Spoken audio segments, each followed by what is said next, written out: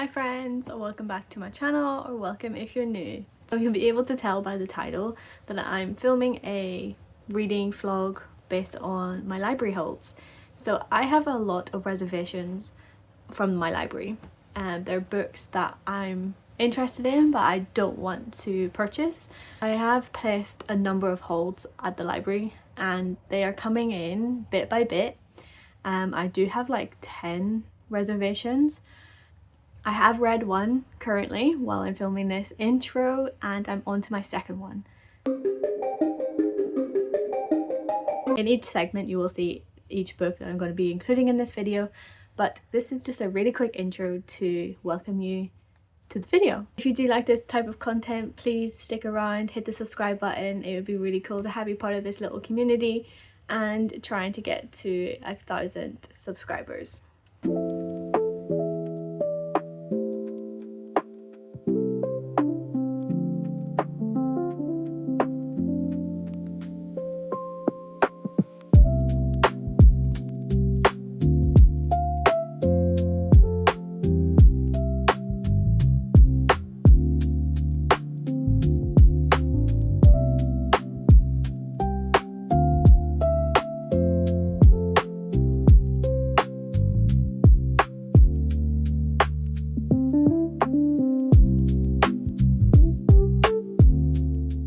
I have now finished Heartwood by Amity Gaige. Heartwood, it has been on my TBR for a while and I placed a hold at the library, hence this video, and I was so happy that it finally came in because it was a book that I was so excited to read. So in Heartwood, we're following the search party for a woman who has gone missing on the Appalachian Trail, and she's in her early 40s. So she's on this hike through Appalachia and she's just really discovering herself in this point in her life. And the story really follows the search aspect, the police, the wardens, the rangers, and the people who don't have anything to do with the search but are researching in the background. So you've got your everyday civilians trying to solve the mystery.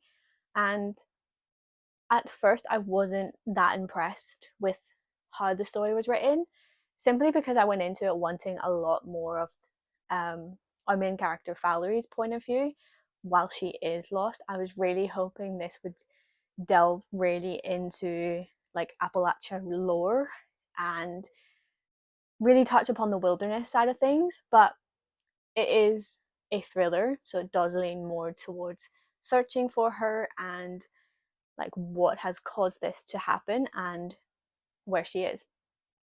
So whilst it wasn't really delivering on what I was hoping for, I still enjoyed my time reading it, and it was so easy to read because a lot of it is point of views from the detective, and then like police reports, call logs, emails. So there's lots of mixed media in here as well, so it does feel easier to digest. And when we did get Valerie's point of view, those were really good. And I was also thinking that I read this story before. It has turned out that this took some inspiration from a true crime story, where a woman did get lost in the Appalachian Trail, and unfortunately for her, the outcome was not great. And Amity definitely pulled on that story to create Heartwood. So much so that I thought I had already read this book. um, so that was actually kind of validating that I wasn't just rereading a book thinking, like going crazy, thinking, oh, I've actually already read this book, why am I reading it again? But it is not. It does take inspiration from a true event that did happen. But overall, this was a really good read. I'm happy that I picked it up from the library rather than paying for it. I would recommend picking it up if you do like wilderness thrillers. It is an interesting read, but I wanted a little bit more from it in terms of Appalachia, the lore, and the wilderness side of things. But that's mainly my horror brain coming into play because I do love Appalachian horror, but this is a thriller. So I did enjoy this book. I think I'm giving it an average rating for me, just because it just really didn't meet what I really wanted from it. But it's still good nonetheless. So that is Heartwood, and now I'm going to move on to the next library book. So now I'm moving on to my second book, and that is The Macabre by Kosoko Jackson. It is like a dark fantasy story. It blends horror with fantasy, and I have been intrigued by this book. It's got either a really good rating or people have DNF'd it, and I'm intrigued to see why. So this is my next one that I'm picking up. It's about a cursed painting, and a struggling artist is roped into finding a lost painting. I'm very intrigued by this story. It sounds like something I'll enjoy, and I'm excited to get into it.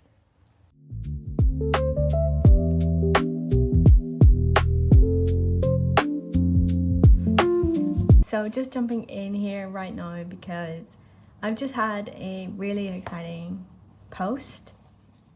It's Evernight, and Evernight is a quarterly subscription where you get horror special editions, and it's the only one that has really stood out to me currently. But I do plan to do a book box subscription deep dive once I've read most of the books that I have from each of them, and to give you a little bit of an insight into those book boxes. But Evernight does deliver such incredible books, and it's so exciting to receive this every 3 months. So let's open this up and see what we have. Remove the stuff. Axel has to inspect. Yeah, thank you. Okay.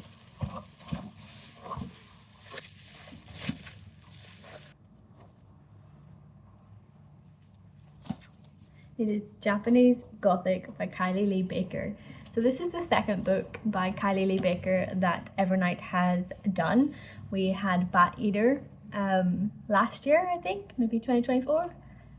Anyway, this is the second one, which is incredible. This is a stunning cover. I think I like this more than the traditional UK one, which I'll pop up on the screen. But this is so cool. Like, even the shadow in the background, that is stunning. The spine. The way of the samurai is found in death. And again, it's got like the shadow in like windows sort of vibe with some blood dripping, which is foiled, which is such a lovely addition to the book. Oh, the sprayed edges.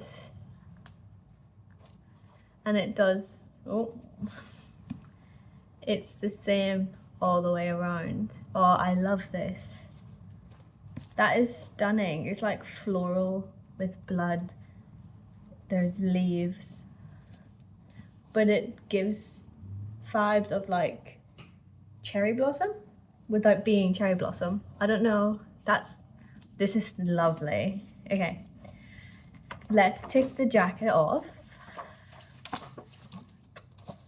Obviously, Evernight don't put the other one underneath.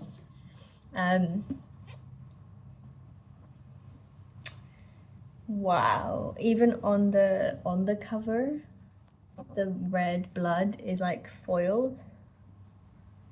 This is insane. It's kind of similar to the dust jacket, which is kind of nice.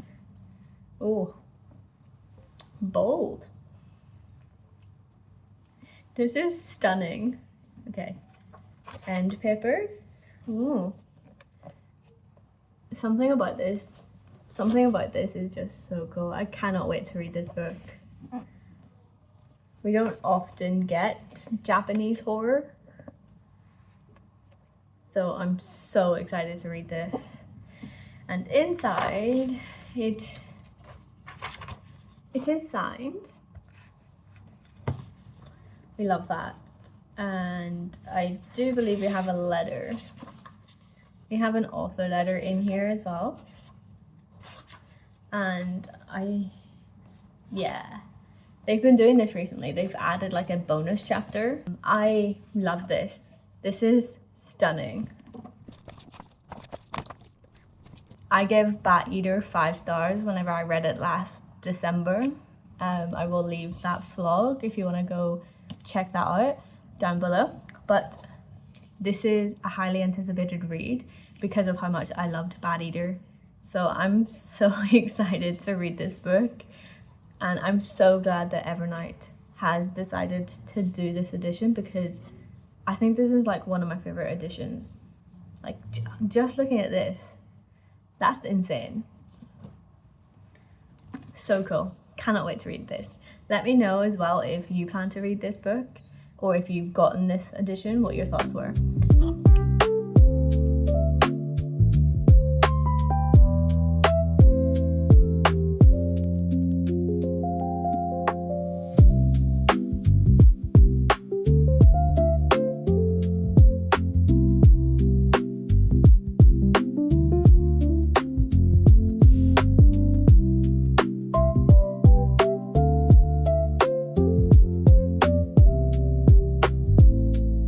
I've now finished The Macabre by Kosoko Jackson, and this really did not live up to the expectations that I had for it. I was really hoping it would lean more into the horror side of being a horror fantasy, but it is very heavy on fantasy and a little touch and sprinkling of horror. It is an interesting story. It has like crime, it's got like thrilling aspects, suspense, fantastical elements because of paintings and how families are connected to all of these paintings. Basically, our character Lewis is a struggling artist, and he gets recruited by the British Museum, and they ask him to find the missing piece, because he is connected to somebody who has painted this infamous painting, and he learns there's something more sinister in his family history in terms of these paintings. So he goes off on an adventure with a couple people that the British Museum have provided to find this long lost painting and all of the terrors that ensue from this painting. It sounds absolutely incredible, and something that, you know, would hook a fantasy and horror reader. It was a decent read. I enjoyed the premise of this story and the plot. It just needed a little bit more horror in my opinion, but that's just my own wants from something like this. I'm glad that I have read it now, because it was something I was anticipating, and I'm glad that I did rent it from the library. I probably would have been disappointed if I spent money on this book, so renting it from the library was definitely a good choice on my part. I think for me, something that felt a little bit off was just how long it was. I was getting through it and a lot of it felt very forced. Like, we could have had this 100 pages shorter than it is, but that's just my own personal opinions on this story. Yeah, I don't have much to say, because I just didn't really love it that much, and yeah, it's unfortunate. This one I've given 2 stars, I think. I did contemplate DNFing it, if that's going to give you anything in terms of thoughts, and hopefully I don't put you off picking it up, because this is for a certain audience, and I don't think I'm that audience. So if you read similar to me, you might also want to avoid this, or, you know, try it for yourself and see. But yeah, it just dwindled on for too long, and there was a lot of rinse and repeat, and I wanted more horror. It kind of gave me more thriller vibes. Basically somebody in the museum. Hey, hi, what you doing? What? Oh, thank you. You're so kind. You're such a kind boy. Yeah. What? You wanna come up? What's the matter with you? Hey, buddy? So I'm just going to leave it there, and if you want to read this, you can read it. So I guess let's move on to the next book in this, and hopefully this one hits a lot better than the other two in this video. Let me know what your thoughts are on these books so far. Maybe you have a different opinion, and I would go into a lot more detail on the Macabre, but at this point I don't think it's worth it because I didn't love it. So yeah, that is where I'm ending this section. I will move into the next book. I haven't picked anything else out from the library yet. I have one in transit, but then I do also have one that I'm currently the next in line. So hopefully one of those will be able to make it into this video, or else this is going to be a really short reading vlog for the library. So I will catch you in the next one, whatever that book is going to be.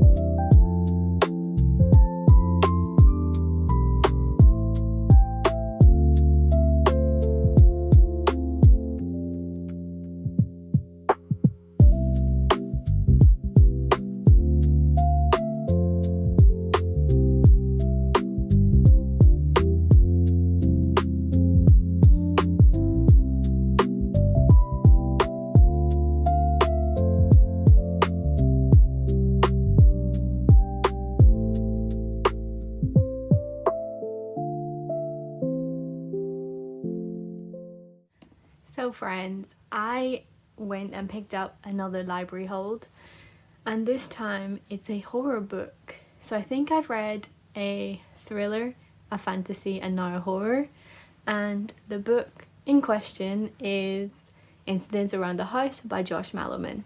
So yes, I ended up putting it on hold at the library.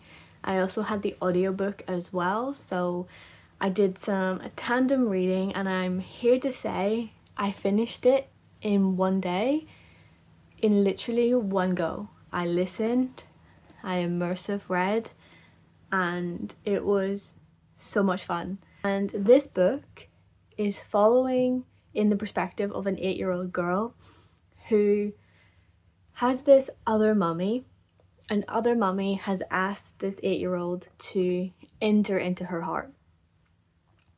And that is literally like one of the first things that comes up in this story, and it's really unsettling. This book had me on edge. Like, it was so fast paced that I didn't want to stop reading, and to be fair, I didn't stop reading. As soon as I picked it up from the library, I started listening to it, and yeah, I really enjoyed my time reading this book. It is so incredibly written. I know in here, like, there's no quotation, like speech marks to tell you who's speaking and so on, so it's a bit jarring to like read it physically. I'm glad I had the audio as well. The audio is so incredible, and I think that's what gave it a little bit more of that creepy edge. So our 8-year-old is called Bella, and Bella has a mommy and a daddo, and also other mummy. And other mummy has been stalking Bella from the bathroom, and other mummy starts to get a little bit more adventurous and explores outside of the bathroom. She does weird things and really just gives you like a creepy, unsettling feeling. And Bella is telling us her family's life, obviously through this child's perspective, and I really enjoyed that aspect. I think it's so unique to be reading from a childlike perspective. This book explores the loss of innocence, and one of the twists in this story did get me. I was quite surprised at how this book turned. I felt so bad for Bella in that situation. Throughout the story, we start to learn a little bit more about Bella's mum and Dado, and how their relationship is quite fractured. I really did not like Bella's mum. She is not there as a parent should be, and she is really selfish. She wants her life more than to look after Bella and raise Bella's life to be the best that it can, as you should be doing as a mum. She was more grieving the loss of her other life before she had Bella, and I think if you're not ready for motherhood, maybe that's not the journey you should take. I felt really sorry for Bella. She didn't ask for this, and I don't think that that's really fair. So Bella's mom did really annoy me, and I felt like her dado kind of stepped up a little bit and became the dad that, and also friend that she needed. So we learn a lot about that, but through Bella's perspective. So she doesn't understand really what's going on, but we reading it, we can tell the signs and what these things mean. And I felt really bad for her because she was just this innocent child. And so other mommy takes advantage of Bella and wants to gain access to her heart and essentially possess this child. And so other mommy, like I've said, kind of ventures beyond the bathroom, and she starts to present herself. Bella's dado then finds out that Bella has been haunted by this other mommy, as she calls it. And then it's following that journey, and it is really intense. There's a lot of arguing, there's a lot of blame being thrown around, there's friendships being fractured, and yeah, there's just a lot of heartbreak in this story. But I really enjoyed my time reading this book and exploring this whole realm and being haunted. An interesting read, and also I think I mentioned that it's like a look into a child's innocence and the certain things in the world can shape that innocence and take it away. I really loved this book. I think I've read a few books by Josh Malerman at this point. Actually, I've only read two. So I read Bird Box and really enjoyed that one. And now I really enjoyed Incidents Around the House. I'm probably going to continue reading Josh Malerman's work. Sounds like it's a bit of me. I've rated this 5 stars simply because of how easy and how quick I went through this book. All of the emotions I was feeling, and also the sense of dread and unsettled vibes. Loved this, loved the plot twist, loved the ending. I thought this was incredible. This is going to be a movie, so I'm really intrigued to see how this is developed for the screen. I thought it was so creepy and such an incredible read. I highly recommend picking up Incidents Around the House. And so with that, this library vlog is over. Thank you so much for watching this. Let me know if you read any of these books that have been featured. I'd love to know. And if you'd like to see a library reading vlog again, do let me know that as well. I'm probably going to be doing more of them anyway, because I do have like 12 reservations at the library, so they're probably going to be coming in at random points. So you might see some more of this. So if you do like this type of content and some recommendations, do stick around. I'm hoping that I can get to a 1K by the end of the year. So if you want to help with that goal, do hit the subscribe button down below, and I would love to see you back for some more content. I will catch you in the next video. Bye for now.